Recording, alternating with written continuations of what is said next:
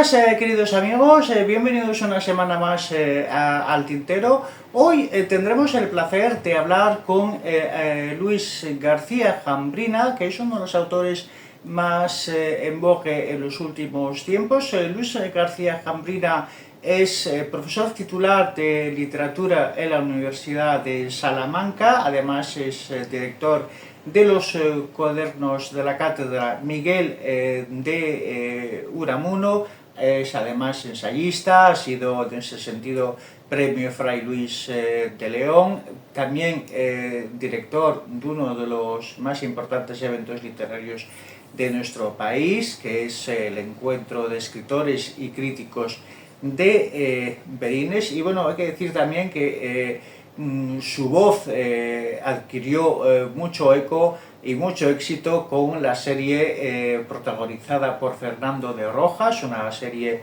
de carácter detectivesco. Es un gran especialista además sobre Miguel de Unamuno, quizá uno de los más importantes de nuestro país, y en este sentido pues él nos ha hecho el honor de hablar aquí en el Tintero, donde tuvimos ocasión de conversar con él sobre su última obra, El primer caso de Unamuno. Pues os explico un poquito la trama de la novela. Provincia de Salamanca, un terrateniente caciquil viene a ser encontrado asesinado y bueno, cunden todo tipo de sospechas contra los jornaleros, que parece que se piensa que le han asesinado por venganza y por el excesivo propiedad de la tierra de esos mismos caciques, ¿no? Y Miguel de Unamuno pues va a convertirse en una especie de detective sherlockiano, intentando desculpabilizar precisamente a esos campesinos y encontrar el verdadero motivo y el origen de ese asesinato. Es un Unamuno original, con poca relación con ese Unamuno que conocemos en los grandes manuales de la historia del pensamiento, pero bueno, sin perder su espíritu, sin traicionar lo que es la personalidad y el perfil de Unamuno como intelectual, uno de los grandes intelectuales de nuestro país. Él va a darnos, pues bueno, a darnos a conocer un Unamuno pues con un cierto toque de entrañabilidad y, repito, de originalidad. Y es precisamente sobre esta forma de construir la figura de Unamuno como personaje detectivesco que vamos a hablar precisamente pues ahora con Luis García Jambrina. Buenas, Luis, bienvenido a un Tintero. Hola, encantado. Bien, pues hoy pues vamos a comentar, como ya dije en la introducción, pues tu obra, El primer caso de Unamuno, y es una obra, desde luego, que si algo lo caracteriza es su originalidad. Entonces, yo la primera pregunta que te quería hacer, no sé si de alguna manera querías acercar a Unamuno al gran público, a ese público quizá pues un poco ajeno a los grandes debates filosóficos, a los grandes debates literarios de civilización, ajenos a esa aristocracia del espíritu, como habría dicho Ortega, y además, pues bueno, nos presentas a un Unamuno, bueno, muy sherlockiano, ¿no? ¿Cuál era un poco el objetivo? ¿Cómo te vino esa idea? Pues en buena parte el objetivo era ese. Yo creo que Unamuno, además de ser uno de los grandes escritores del siglo XX español y europeo y un gran intelectual, bueno, yo diría que es el intelectual de la España contemporánea y muchas cosas más, pues yo creo que también es una figura muy atractiva, ¿no? Él como persona, incluso diría que como personaje, porque él a lo largo de su vida fue construyendo un personaje, o sea, él forma parte de su obra literaria, vamos a decirlo así. Y bueno, yo creo que tiene unos elementos que me parecen, por un lado, muy atractivos, y por otro lado, yo diría que es una figura muy necesaria en este momento en el que estamos, ¿no? De gran incertidumbre, en una era, a mí me parece tremenda y terrible en muchos aspectos, eso que llaman la era de la posverdad, o sea, la verdad ya no existe, no es que no exista, es que no tiene ninguna relevancia, ¿no? Ya no es necesaria, ya no se pretende buscar la verdad. Y él se pasó la vida buscando la verdad. Y luego, pues me parece que es un gran referente, vamos, que deberías serlo, un gran referente político y un gran referente moral o ético. Para mí lo es. De modo que, dado que lo es, intento a través de esta novela y algún libro anterior, algún trabajo que le he dedicado, pues eso, acercarlo a todo tipo de lectores y lectoras, porque creo que nos puede ayudar un poco a movernos en esta época de perplejidad, de incertidumbre, de naufragio, ¿no? Tiene muchas cosas que decirnos. Hay muchos artículos suyos que parece que se han escrito ayer o antes de ayer, que hablan de cosas que todavía están ahí, de problemas, de situaciones que están ahí, porque un poco lo que tiene la historia en general y la historia de España en particular es que se repite una y otra vez, da igual que la conozcamos o que nos acerquemos a ello, la gran lección que nos da la historia es que todo se repite. Cambian las tecnologías, pero lo demás, el ser humano y los grandes problemas siguen estando ahí. Y bueno, yo creo que en este sentido la figura de Unamuno puede ser eso, muy útil, muy atractiva. Y bueno, también como personaje literario me parecía que podría dar mucho juego. Lo hemos visto recientemente en alguna película, aunque alguna de esas películas, en fin, desaprovechara bastante el personaje, pero bueno, lo puso sobre la mesa, sobre la realidad cotidiana de mucha gente, y yo he querido un poco pues hacer eso, pero bueno, con un Unamuno eso más real y más complejo, ¿no? Un Unamuno que tiene muchas aristas, que es siempre muy controvertido, etcétera. Eso es un poco lo que intento con estas novelas, sí. Bueno, digo estas novelas porque es la primera de una serie, espero que esa serie... Sí, que es lo que tengo entendido. Digo yo una cosa, ¿no te llegó ningún reproche por parte de la academia, digamos, de aquellos que justamente están en esa mirada mucho más aristocrática sobre Unamuno, donde se piensa que es un hombre de la esfera del pensamiento y no un hombre de la ficción, porque dentro de lo que cabe, bueno, esto es un género, es una novela que se inserta dentro de un género de detectivesco? A lo mejor te podían haber dicho, ¿por qué no nos hiciste un Unamuno más real? A pesar de que hay muchísimo de Unamuno real en la novela, pero bueno, tiene esa parte de novela de aventuras. No sé qué te han podido comentar en ese... Bueno, es una novela y deliberadamente pues uno juega con la invención. Es una mezcla de ficción y realidad. Eso es legítimo en una novela, no en una biografía o en un libro de historia, pero en una novela lo es. Y en todo caso yo he intentado, pues eso, en la medida en que conozco a Unamuno, pues trasladar al menos esa imagen o visión que yo tengo de Unamuno.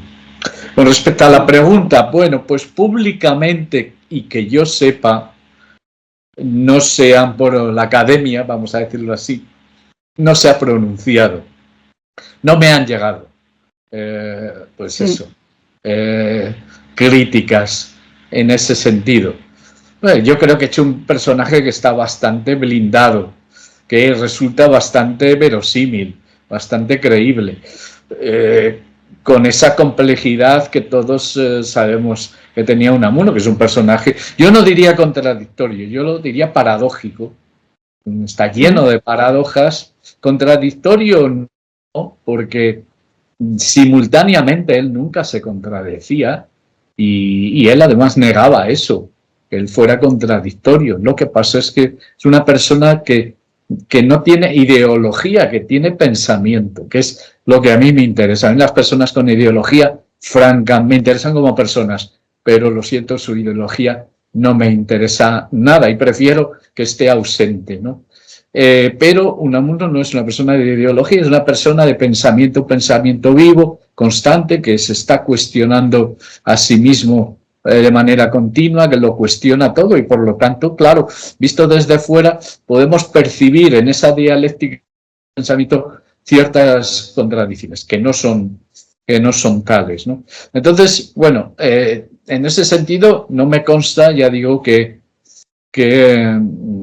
ninguna crítica o reproche, solamente en cuestiones puntuales, bueno, pero cuestiones puntuales que yo ya sabía que me estaba arriesgando mucho con el personaje, bueno, pues en lo que tiene que ver, por ejemplo, con esa relación de enamoramiento, fascinación que siente por uno de los personajes de la obra, Teresa, que es una joven activista anarquista catalana que aparece en su vida y que está inspirada en algún libro del propio Unamuno, en algunas referencias. Sabemos que tenía mucha relación con, digo, epistolar, intelectual, humana, con todo tipo de mujeres que lo tenían como una figura, pues eso, con la que merecía la pena hablar, a la que merecía la pena consultarle todo, le escribían muchas cartas, etcétera. Entonces, bueno, yo construí ahí ese personaje de Teresa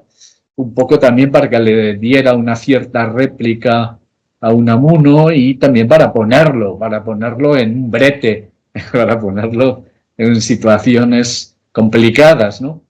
Y ahí sí que, bueno, pero el reproche simplemente es al principio. Uy, cuando vi este personaje y empezó esa relación, me dio miedo que esto tal. Y al final, ¿no? Al final, pues declaran primero que el personaje de Teresa es un personaje casi tan atractivo como el del propio Unamuno, y segundo, que además Unamuno, pues al final sale, vamos a decir, airoso de la situación en el sentido de que es, sin dejar de ser fiel de lo que él presumía mucho a su esposa, doña Concha, sin dejar de ser monógamo como él decía que era, pues también tiene ahí un momento pues eso, de fascinación, de enamoramiento, de interés por una mujer, ¿no?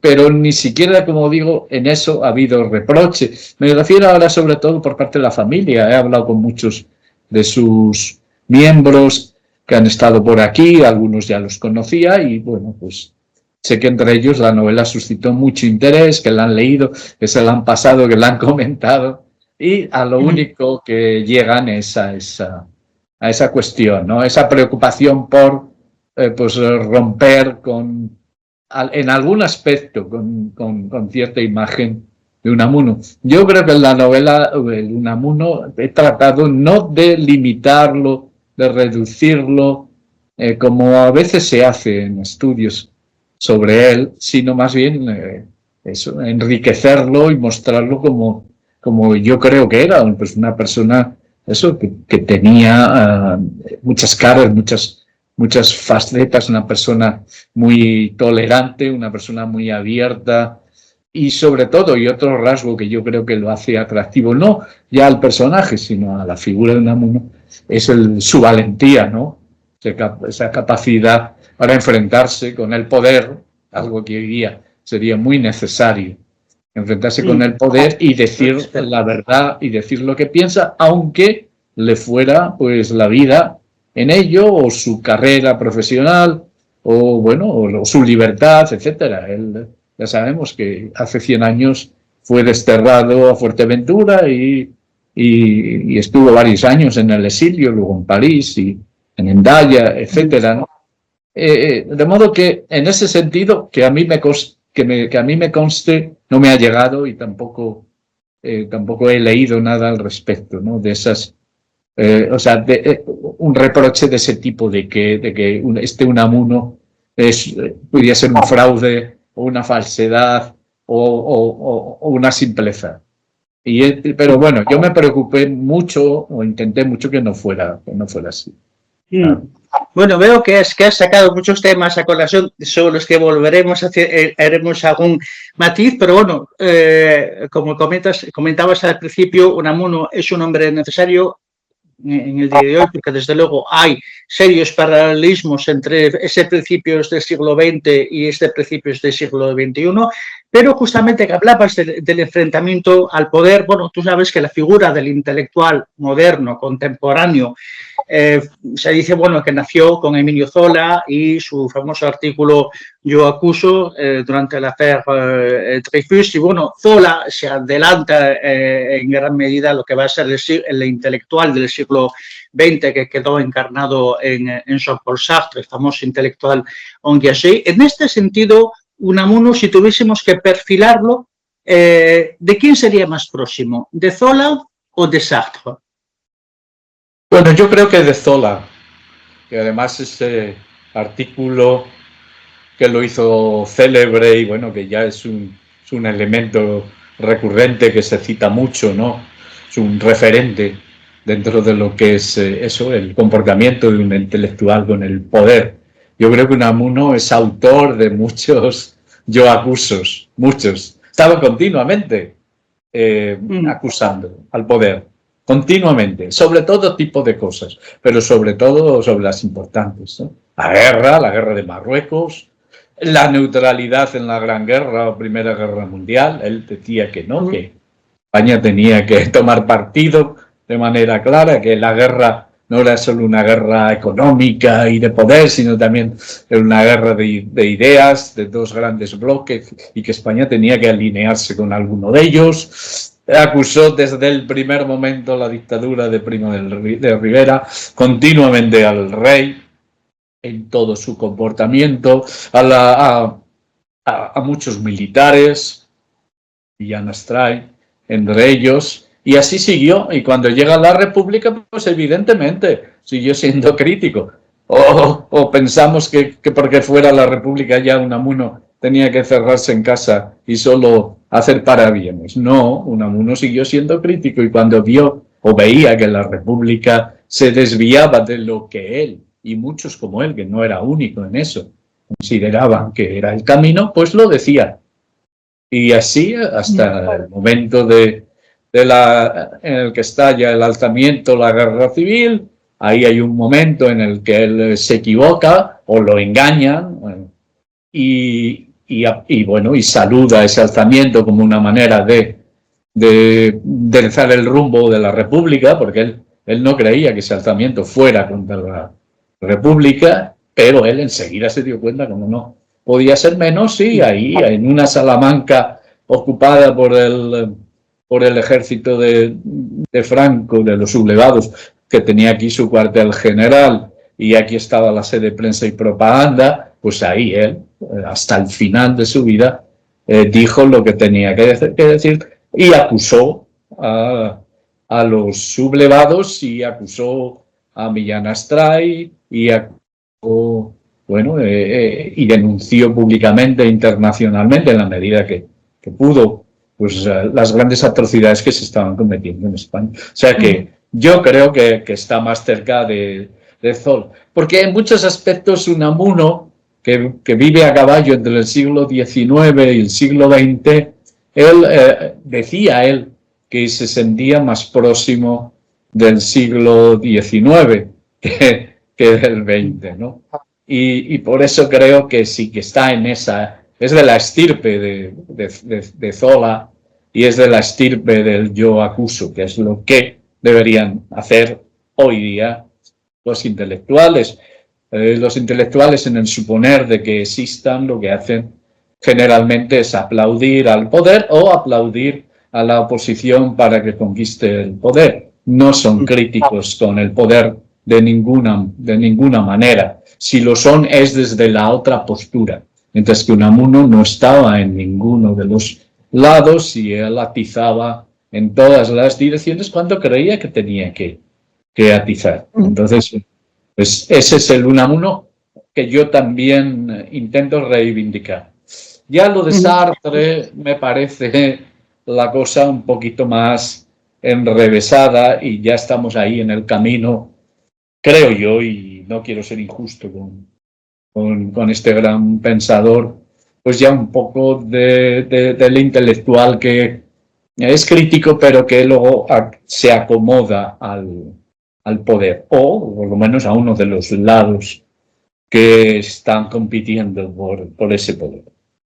Entonces, bueno, lo que vemos en la novela, bueno, y yo creo que también pues has querido reflejar la personalidad de Unamuno, bueno, pues es un lado también un tanto campechano, un tanto cercano. ¿Qué es lo que diferencia, por ejemplo, a Unamuno de otros intelectuales de la República, quizá mucho más aristocráticos, como fue el caso de Ortega, o por ejemplo más populistas como Manuel Azaña? Y digo populista no por los debates que hay en la actualidad, sino pensando precisamente en la obra de Jiménez Caballero, que decía que Azaña tenía un estilo sumamente musulmaniano. El Unamuno es más próximo, es menos ateneísta que Ortega y que Azaña. Claro, bueno, la diferencia, la primera diferencia que hay que constatar tiene que ver con su generación. Claro, él es de una generación anterior, por eso decía antes, ¿no? Él nace en 1864, en el siglo XIX pasa 36 años, la mitad justa de su vida, porque muere con 72, y por tanto es de otra generación, de otra época, no tan elitista, ¿de acuerdo? Ni con tanta prosopopeya. Es una persona, eso, mucho más campechana, mucho más espontánea, mucho más natural, mucho más clara en su expresión y en sus discursos. Y bueno, yo creo que eso es una gran diferencia. Mucho más claro, menos sibilino. Él no está, como digo, él no está en ninguno de los polos, sino que él habla desde sí mismo y por lo tanto, bueno, eso lo hace muy singular, ¿no? Si lo comparamos ya con las que has mencionado de una generación posterior e incluso, claro, también con respecto a las figuras de su generación, resulta bastante singular. Pero bueno, tiene mucho que ver con don Antonio Machado, por ejemplo, ¿no? Son figuras muy diferentes, son figuras con las que cualquiera se puede además identificar, no los percibimos como alguien que habla desde arriba, desde la cátedra, desde el púlpito, desde el balcón pues de una institución de poder, sino que hablan eso desde la calle. Y Unamuno, aún en su época de rector, que es la que retrata la novela, él siempre estaba en la calle, no ya en la calle, sino en el campo, que es un poco lo que yo también intenté mostrar en esta novela, ¿no? Como Unamuno, siendo rector, en ese periodo pues se dedica a eso, a defender a los campesinos, a hablar de la cuestión agraria, de la renta, etcétera, de la propiedad de la tierra, de cómo se está produciendo una privatización de la tierra, etcétera, e incluso emprende campañas agrarias a las que invita a otros profesores intelectuales que van por los pueblos de la provincia de Salamanca, pues dando charlas, conferencias, concienciando, aprendiendo ellos también de esos campesinos. Claro, eso lo sitúa bastante lejos, ¿no?, de Ortega o de Azaña.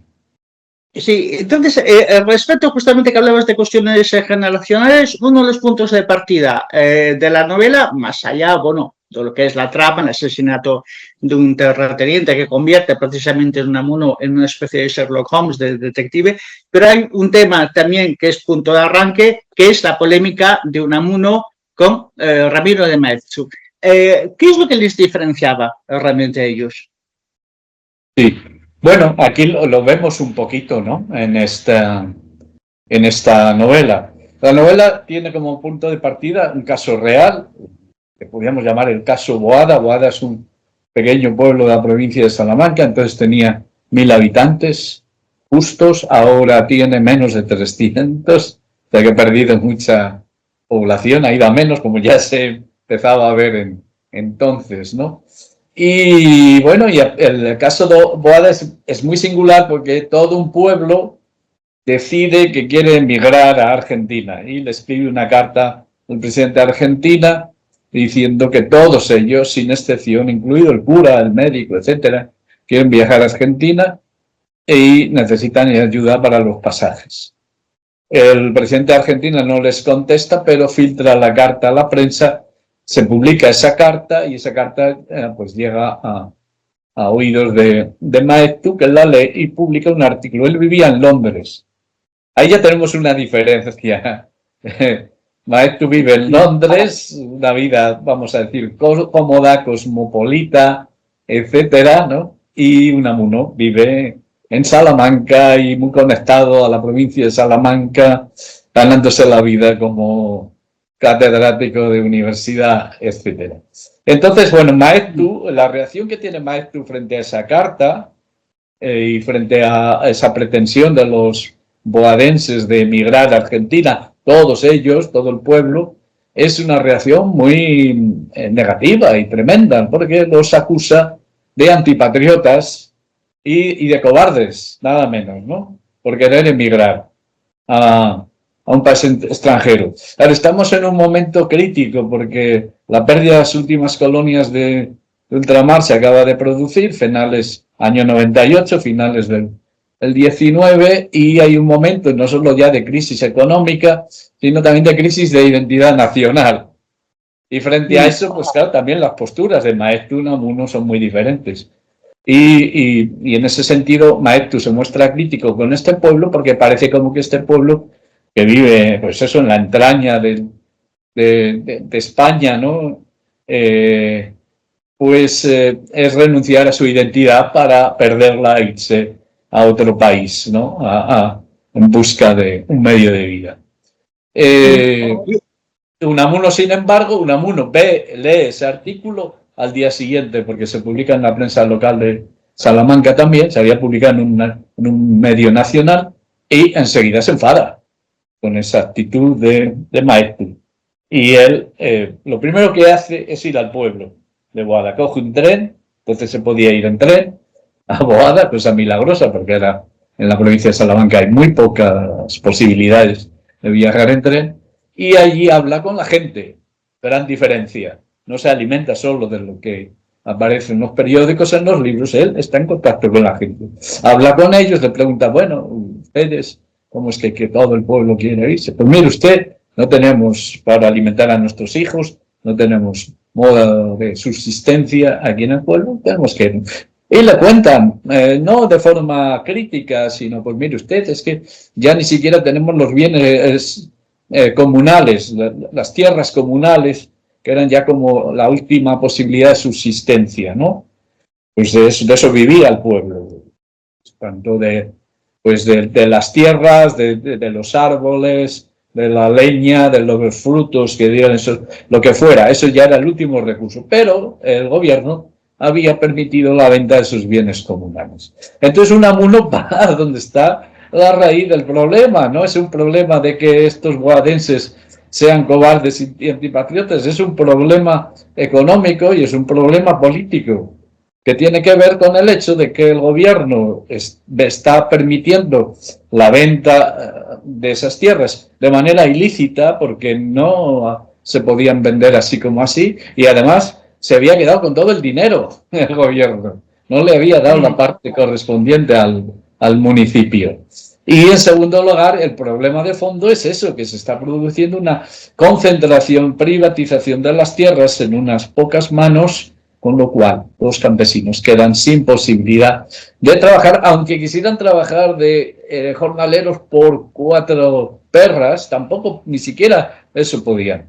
Claro, ahí tenemos la diferencia, ¿no? Unamuno detecta los problemas de fondo, políticos, sociales, económicos, y es lo que denuncia. Y por eso él se alinea a favor del pueblo y dice, pues claro que pueden emigrar, faltaría más. En ese momento el debate entre emigración sí, emigración no, era un debate que no se había clarificado, o sea, había muchos intelectuales, etcétera, que eran contrarios a la emigración. el propio Maeztu se ve en su artículo. Sin embargo, Unamuno no. Unamuno veía eso como un mal, pero como una solución, como un mal porque esos campesinos tenían que dejar sus tierras.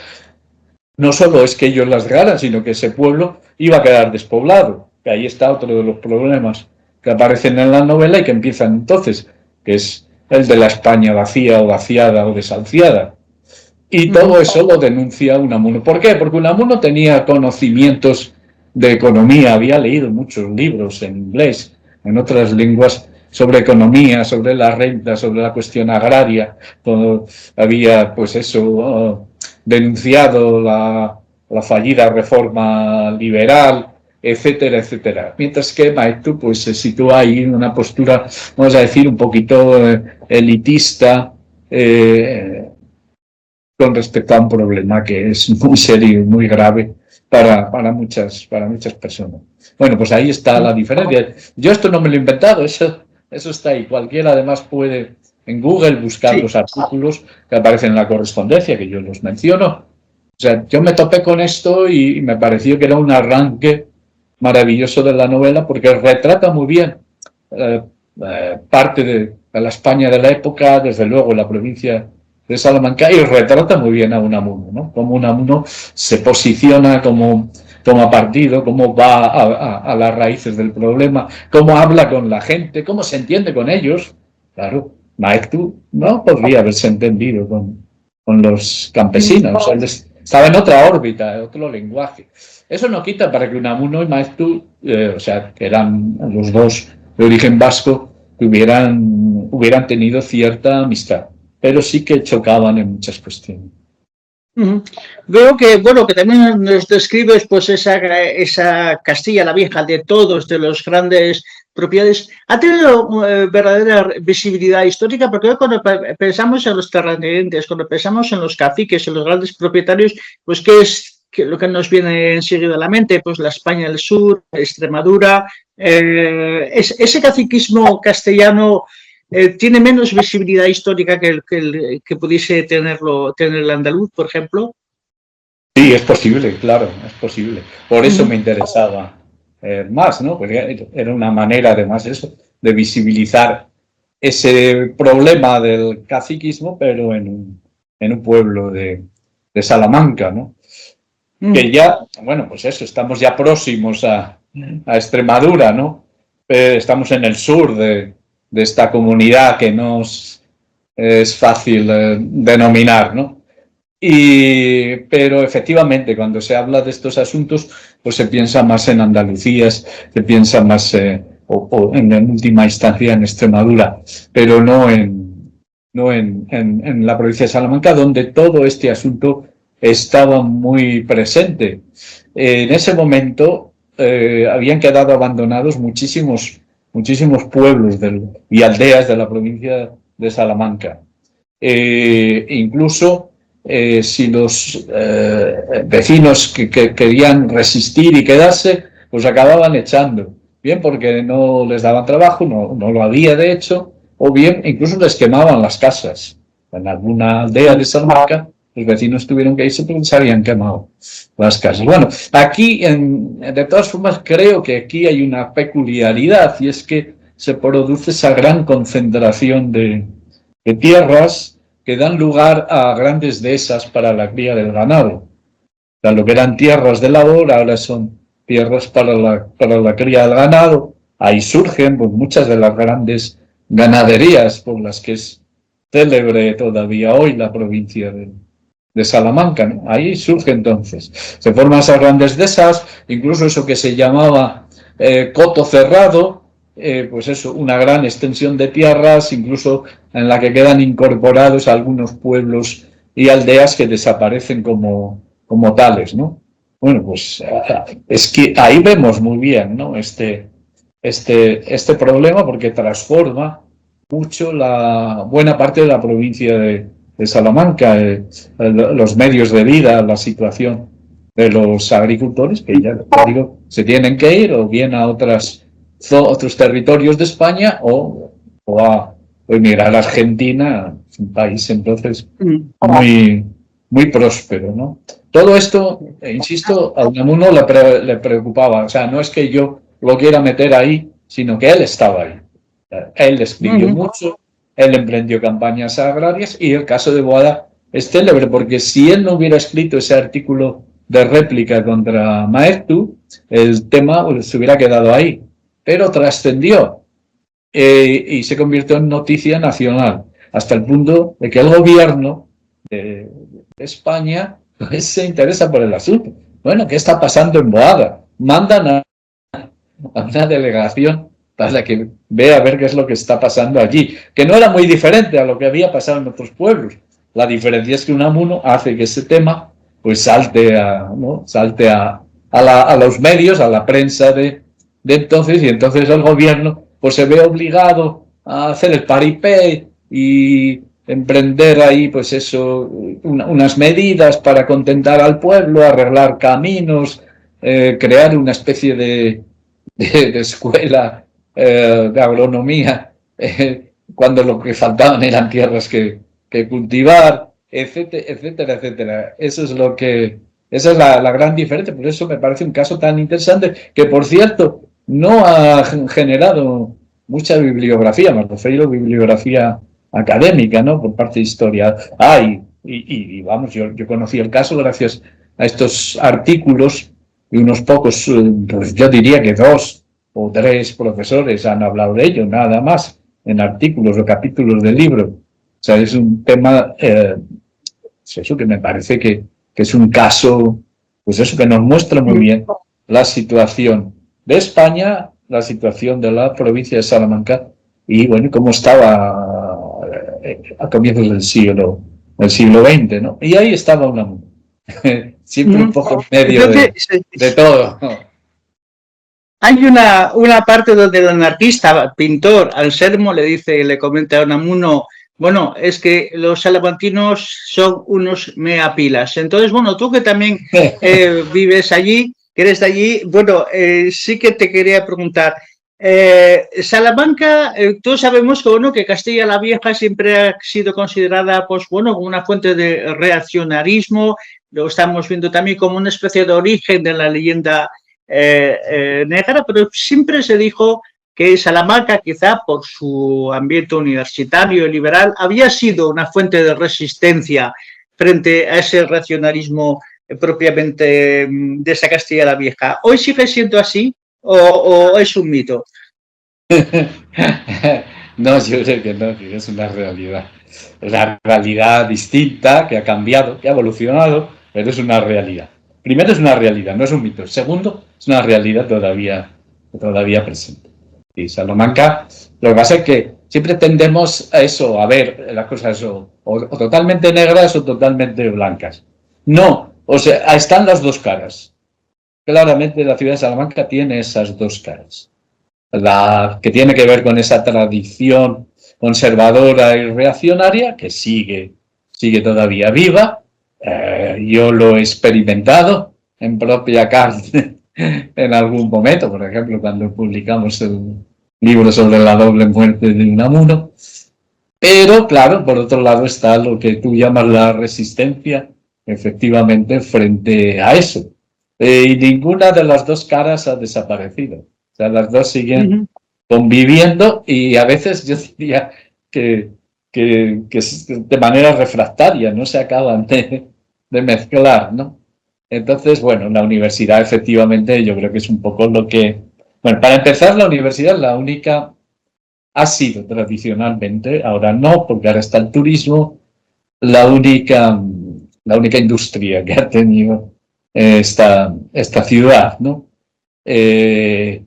Y así se mantiene hasta hoy, lo único que ya desde muy finales del siglo anterior, el 20, o sea que llevamos como unos 30 años en los que el turismo ha empezado a aumentar de una manera muy grande y parece imparable. Y ahí la ciudad está sufriendo un gran deterioro, o sea que a lo mejor va a ser el turismo el que va a acabar con todo.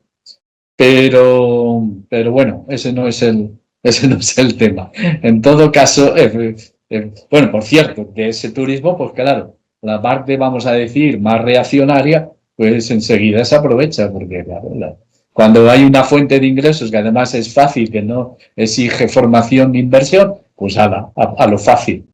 Y ahora, por ejemplo, pues hay una controversia entre, vamos a decir, la Salamanca cultural y universitaria y la Salamanca turística. Y la Salamanca turística está acabando en parte con la Salamanca cultural.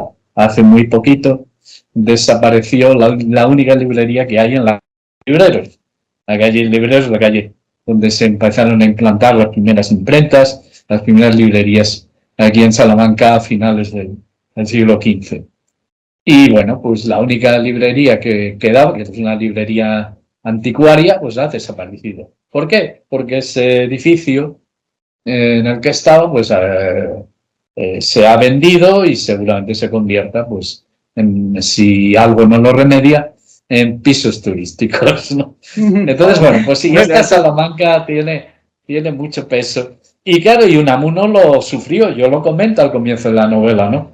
Esa controversia que había entre él y el obispo. Ese momento que era un obispo muy guerrero, el padre Cámara, muy célebre, tiene una calle, en fin, y el padre Cámara era muy beligerante y se dedicó imposible a Unamuno a que lo destituyeran de su cargo de rector e incluso, bueno, pues dejarlo fuera de la universidad, ¿no? Ahí estaba ahí se vio muy bien, ¿no? Esa lucha entre la tradición más conservadora, bueno, pues lo religioso, lo sacro está muy presente aquí en la ciudad.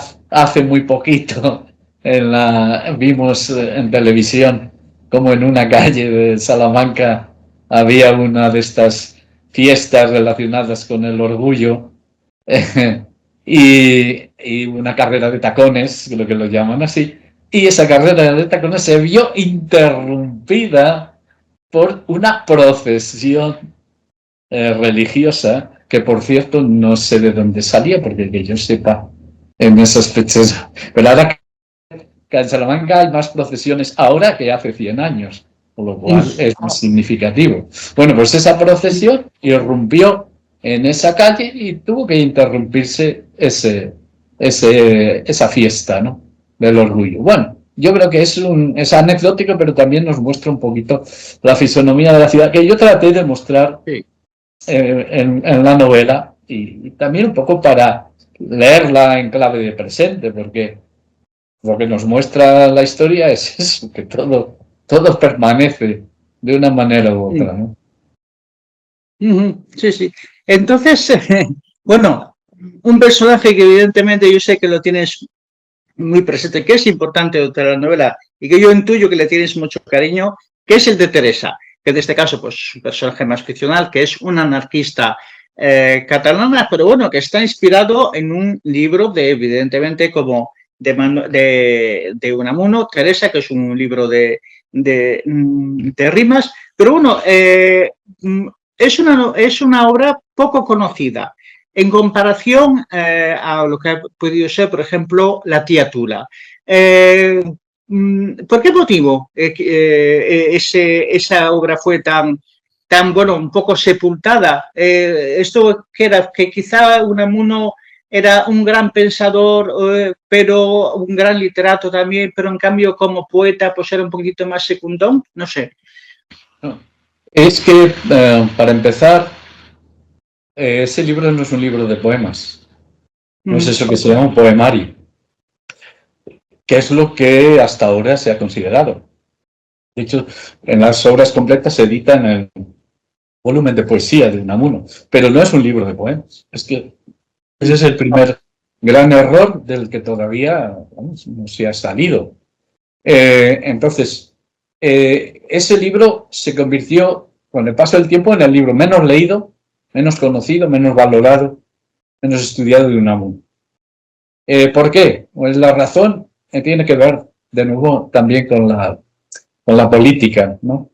Y con el hecho de que Unamuno sea un gran intelectual muy valiente. Es que ese libro se publica cuando Unamuno está en el exilio, está en París. O sea, pasa unos meses en Fuerteventura, desterrado, se escapa en barco que fleta un periodista francés, va a Francia, en Francia está un año en París, luego va a Andaya. Bueno, durante la estancia en París se publica este libro. Él había dejado el original en la editorial Renacimiento antes de irse al destierro, y ese libro acaba saliendo. ¿Qué pasa? Pues que primero que Unamuno está en el exilio, no está en España para defender ese libro, para hablar de él, para decir de qué va ese libro, en qué consiste, para contextualizarlo. Y eso le importaba mucho a Unamuno, porque cuando él está escribiendo ese libro, de vez en cuando publicaba artículos donde hablaba de ese libro. ¡Ay, estoy preparando este libro de rimas que escribe un tal Rafael! O sea, no se las atribuye a sí mismo, las atribuye a un tal Rafael. Es decir, son poemas apócrifos.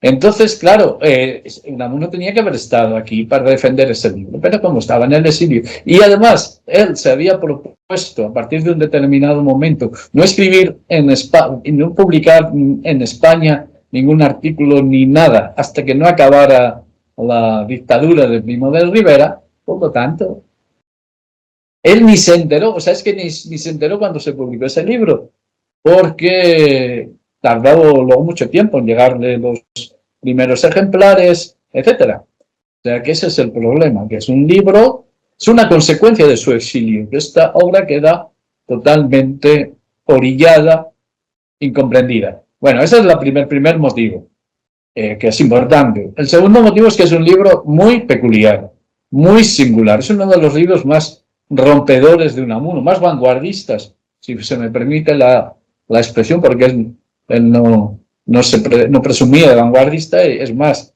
a veces los criticaba mucho a los ultraístas, ¿no? Por ejemplo, en esos mismos años 20.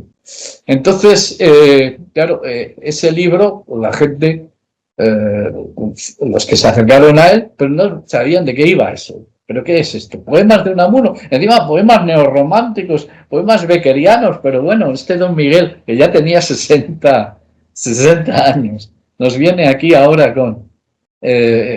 nadie entendió nada de ese libro, nadie, ni de su estructura, ni de sus planteamientos, y quedó ahí. Y lo gordo del caso es que sigue ahí, es que casi nadie, salvo algunos profesores que han dicho claramente que no, es que esto es una novela. Lo que no hicieron es estudiarlo como novela. Lo que no hicieron es situarlo en la trayectoria novelística de Unamuno, que es lo que yo he querido hacer. A ver, yo en la novela muestro a Unamuno como lo que era, pues, profesor, padre de familia, escritor, lector, y también lo muestro escribiendo. Y entonces lo que yo imagino en la novela es que los poemas de ese libro, de esa novela, o Nivola, como la hubiera llamado él, esos poemas él los escribe a una tal Teresa. O sea, yo me imagino que detrás de ese libro hay una historia. Estoy seguro de que la hubo. Yo me imagino. De modo que el personaje Teresa, que aparece en mi novela, el libro se titula Teresa, el libro de Unamuno, está inspirado en ese libro de Unamuno. Y luego está inspirado también en la realidad, pero en este caso en mi realidad personal. Cuando yo hago este personaje, yo me estoy inspirando, porque es un personaje al que yo le quiero dar carne, al que yo le quiero dar, pues eso, verosimilitud. Quiero que sea un personaje fuerte, creíble. Claro, hay que estar a la par con don Miguel de Unamuno. Y entonces está inspirado en una persona que yo conocí, en una mujer que yo conocí con la que tuve una relación que se acababa de romper justo cuando yo empecé a escribir esta novela. De modo que esta novela, ese personaje es en parte un homenaje a esa persona, a esa mujer, que se llama Teresa, por cierto, también. Ahí teníamos esas dos Teresas. Y bueno, y de ahí un poco, pues eso, la fuerza que tiene el personaje. Era complicado, como ya digo, porque Unamuno es un personaje muy atractivo, pero también un personaje muy complicado. Y entre otras cosas, pues es eso, es luego cómo rodearlo de personajes que acaben apabullados por él, sino personajes, pues eso, que muestren otras facetas de Unamuno, que lo pongan en otros bretes, en fin. Y bueno, yo creo que el personaje de Teresa, que nació de manera casual, porque yo iba a ser un personaje que aparecía y desaparecía en un momento, pero cada vez fue cobrando más fuerza, un poco como la idea esa que tenía Unamuno de que los personajes literarios tienen autonomía propia y acaban incluso oponiéndose a la voluntad de su creador y toman su propio camino. Y luego, una vez que el libro se publica, los personajes acaban teniendo más verdad, más realidad, más existencia que los propios autores. Bueno, pues eso quise hacer un poco con esto. Pero bueno, mi inspiración fue ese libro de Unamuno al que yo quería también rendir homenaje, rescatarlo un poco. Pues yo le pregunto a todo el mundo, incluida la familia, e incluso algunos investigadores, y no habían leído este libro, ni por curiosidad. Tampoco era accesible. Un libro que tenía mala prensa, pero claro, se había estudiado como libro de poemas, y como libro de poemas, pues deja mucho que desear, porque no encaja en la trayectoria poética de Unamuno, porque parece un libro pues hecho a destiempo, anacrónico, de poemas beckeriano. Entonces, claro, si alguien intentaba leerlo, se le caía de las manos. Sin embargo, como digo, es un libro muy importante y bueno, y uno de los efectos que ha tenido la novela es que el mes pasado publicamos aquí en Ediciones de la Universidad de Salamanca una edición de Teresa, una edición que es un poco conmemorativa, se cumple 100 años de su publicación, pero también que pretende rescatar este libro y bueno, y ponerlo un poco en su sitio.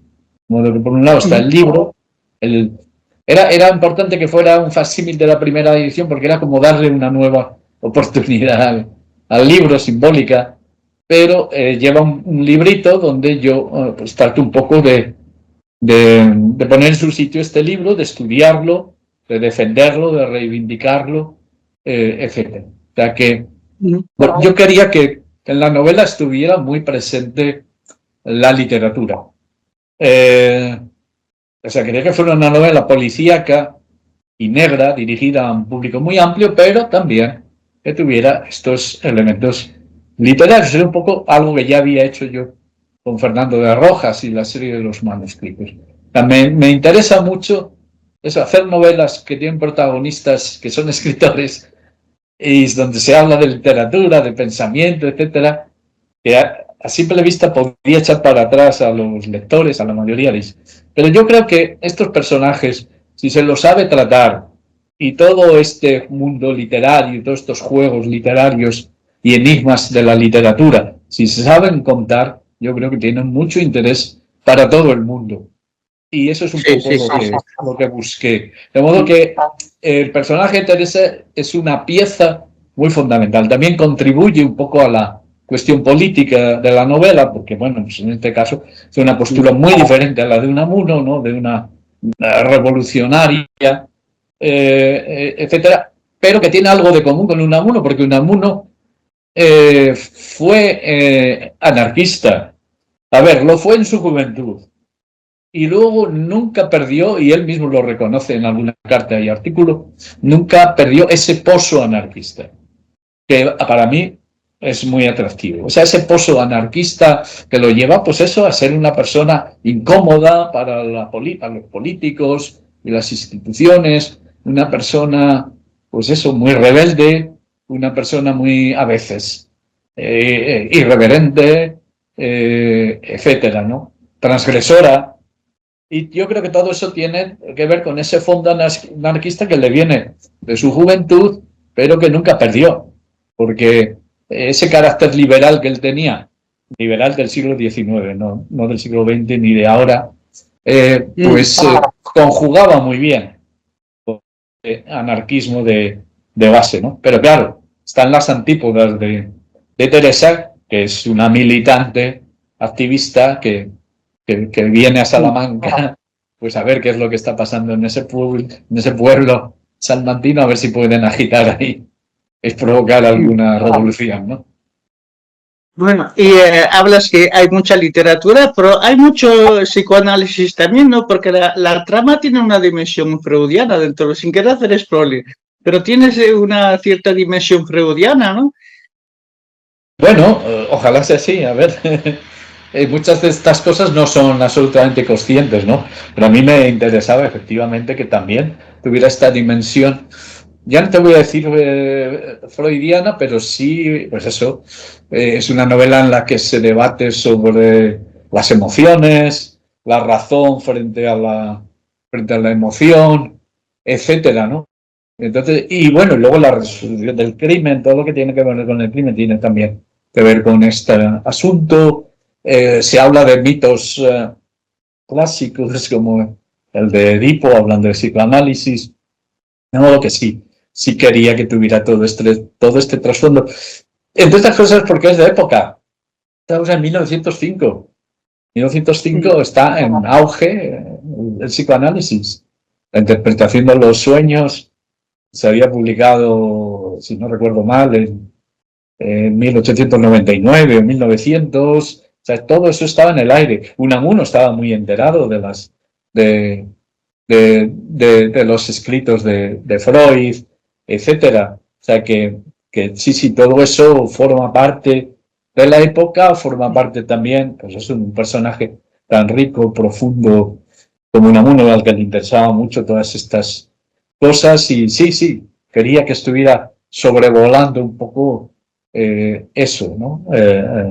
La novela. Quería que tuviera también esa sin renunciar a lo que es una novela policíaca clásica, detectivesca, que lo es también negra, porque aquí los crímenes tienen que ver con el trasfondo social, etcétera, de la época, pero también tiene toda esta profundidad que tiene que ver con lo literario, que tiene que ver con lo filosófico, que tiene que ver con la psicología, sí. Siempre eso, procurando pues no traer cosas por los pelos, sino que estuvieran un poco ahí en ese trasfondo. Igual el homenaje que se le hace a Holmes, a Sherlock Holmes, es de época, porque también en ese momento está en pleno florecimiento, ¿no? Las historias o sea, está en activo el personaje de Sherlock Holmes, se siguen publicando aventuras en 1905 de él. De modo que intentaba hacer toda una amalgama de, pues eso, de lo que era el siglo XX europeo. Ya no, porque bueno, España estaba conectada con Europa, y España estaba en un nivel de su desarrollo económico, pues muy grande, ¿no? Pero culturalmente sí que estábamos en conexión con el resto de Europa, y la crisis que está viviendo España en ese momento no es una crisis solo española, es una crisis europea. Claro, el problema es que aquí se lo llamó la crisis del 98. Y en el resto de Europa es la crisis de fin de siglo. Claro, 98 apunta a un hecho histórico muy concreto, ¿no? Mientras que fin de siglo tiene que ver con una era, ¿no? Se produce un cambio. En el paso del siglo XIX al XX se produce un cambio.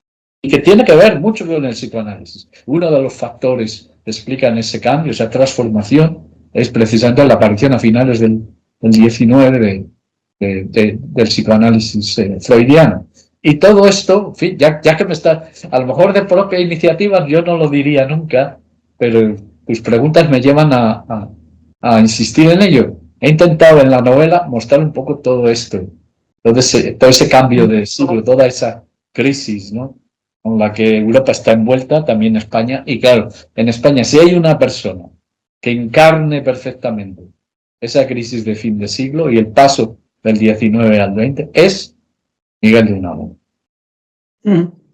Entonces, Luis, evidentemente podrá parecer un tópico, pero bueno, no puedo evitar bueno, la famosa frase de Unamuno: venceréis pero no convenceréis. Sabes, bueno, pues que hay a veces versiones distintas sobre esos hechos, incluso desde ciertos sectores revisionistas de la historiografía de extrema derecha, bueno, que intentan un poco negar que Unamuno dijese eso, ¿no?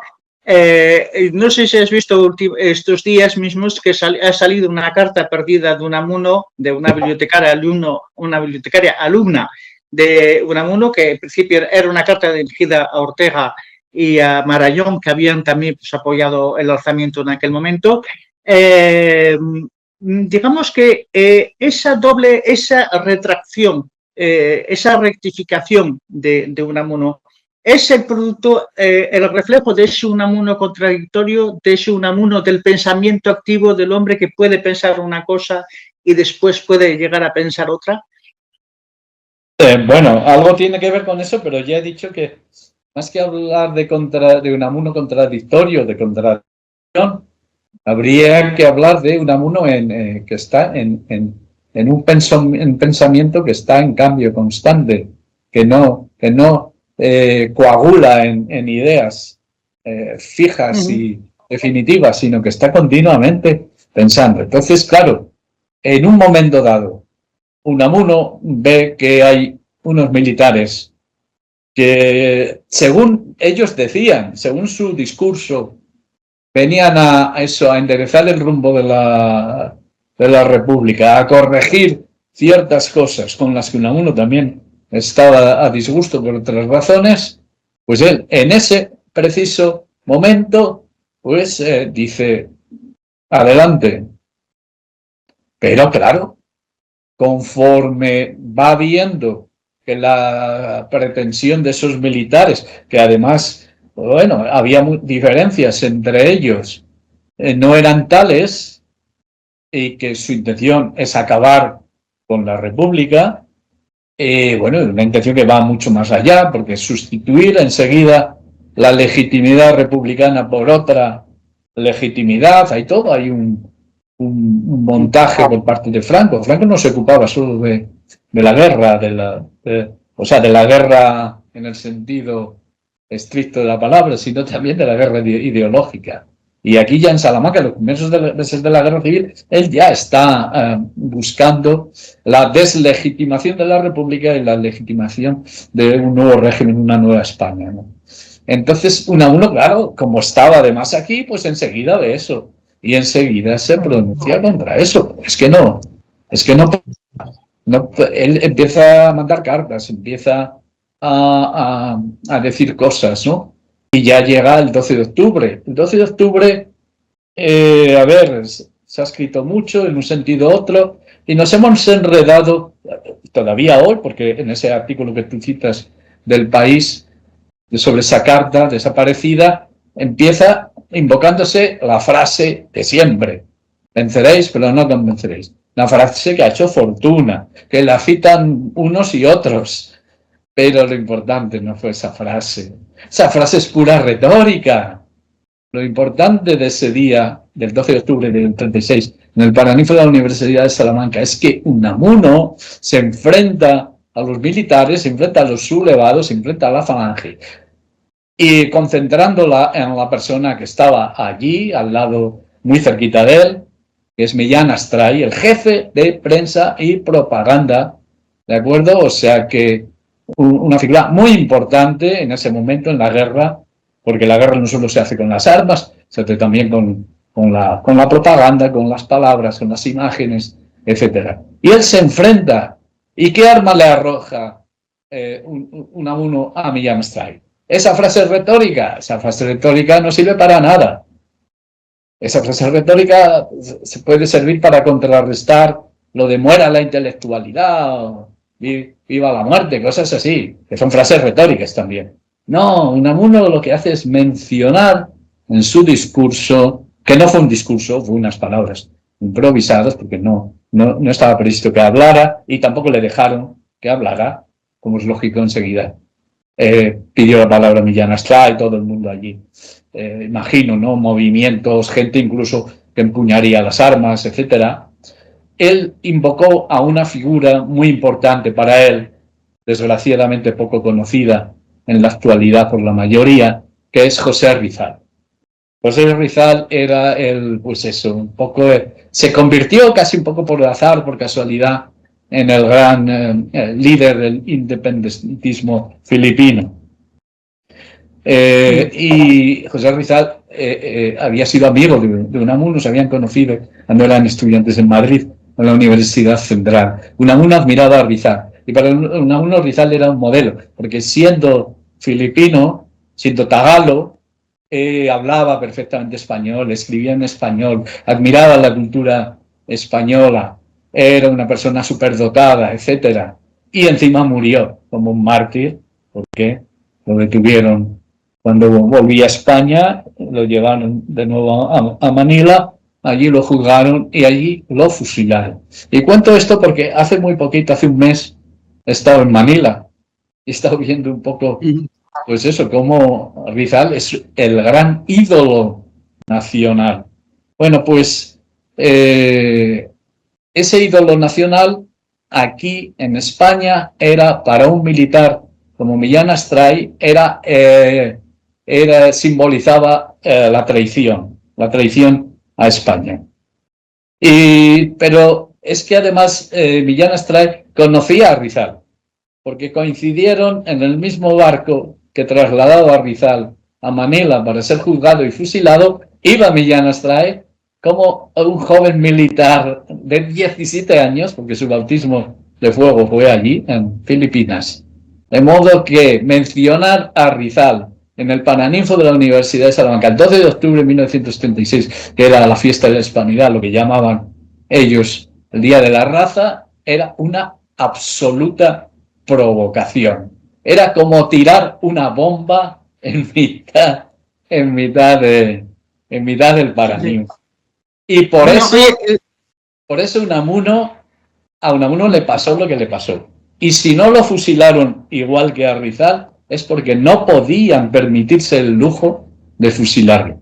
Porque acababa de morir fusilado García Lorca y había sido un escándalo internacional. Si hubieran fusilado a Unamuno, ese escándalo se hubiera multiplicado por 1000. Y las tornas podrían haber cambiado, porque en muchos países podían haber tomado cartas en el asunto. Por eso no fusilan a Unamuno. Pero lo de venceréis pero no convenceréis es una frase muy bonita, pero que no tiene ninguna importancia en lo que pasó ese día. A nadie lo van a fusilar por decir esa frase retórica, o matar o encarcelar. No, lo que hizo Unamuno fue mucho más grande. Fue mucho más grande, porque les tiró a la cara a Rizal, que era siendo filipino, siendo tagalo, era el prototipo de lo que tenía que ser una persona, y era incluso hasta un prototipo de lo que debería ser español, ¿no? Y claro, a Millán Astray eso le sentó como un tiro, nunca mejor dicho, y por eso se puso como se puso. Pero la consigna que dio Millán Astray inmediatamente después es, y eso venía en el artículo que salía ayer en El País, prohibido hablar de lo que pasó en el Paraninfo. Sí. ¿Por qué se prohibió? Porque Unamuno dijo venceréis pero no convenceréis. ¡Qué bobada! Se prohibió porque Unamuno había tirado una bomba, que era mencionar a José Rizal. Esto nunca se ha destacado. Los únicos que hemos destacado este hecho hemos sido Manuel Menchón y yo, él en su película y también en el libro, y yo con él en el libro. Esa es la realidad. O sea, la clave de todo lo que pasó está en la mención de Rizal. De modo que basta ya de discutir si dijo o no lo dijo. Si sí lo dijo, si está en las notitas esas que hizo Unamuno en el reverso de una carta, allí lo pone, vencernos convencer. O sea, eso lo utilizó, pero bueno, eso es una frase más que dijo. Pero dijo también, y lo dijo al final, ya no le dejaron hablar más, Rizal. Y en esas notitas aparece la palabra Rizal. Pero cuando esas notitas se han reproducido, se reprodujeron en la primera biografía que se hizo de Unamuno en el año 64, que le hace un periodista que había escrito también una biografía de Franco, por lo tanto ya podemos imaginarnos de qué pie cojeaba. Pues en la fotografía que aparece de esas palabras de Unamuno está borrada la palabra Rizal, lo cual quiere decir que la clave estaba en Rizal.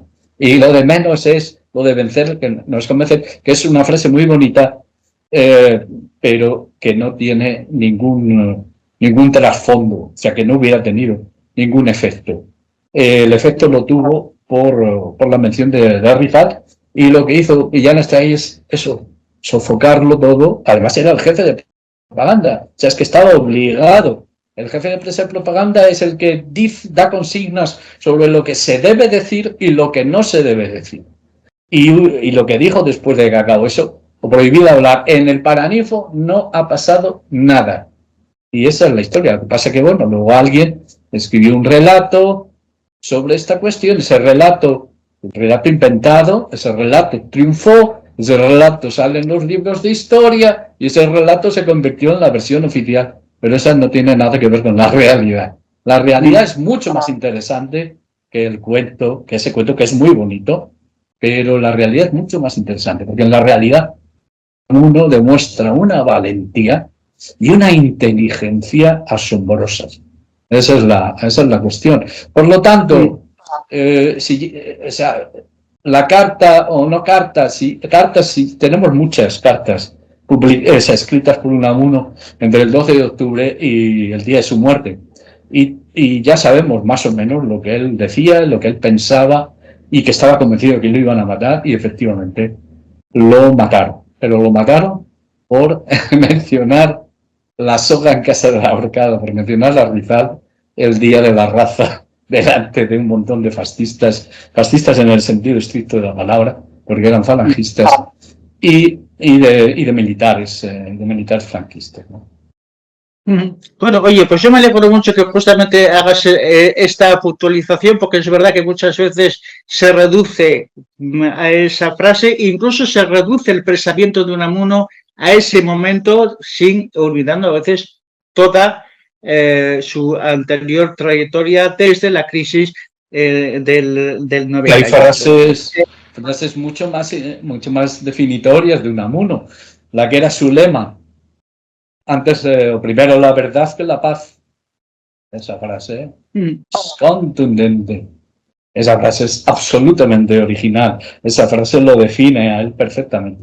Vencernos con vencer, bueno, sí que está muy bien, que no digo yo que no. Es una frase muy bonita, pero yo creo que ya habría que dejarla un poco fuera, insisto, porque además se ha abusado de ella en todas partes, y hay que ir a la...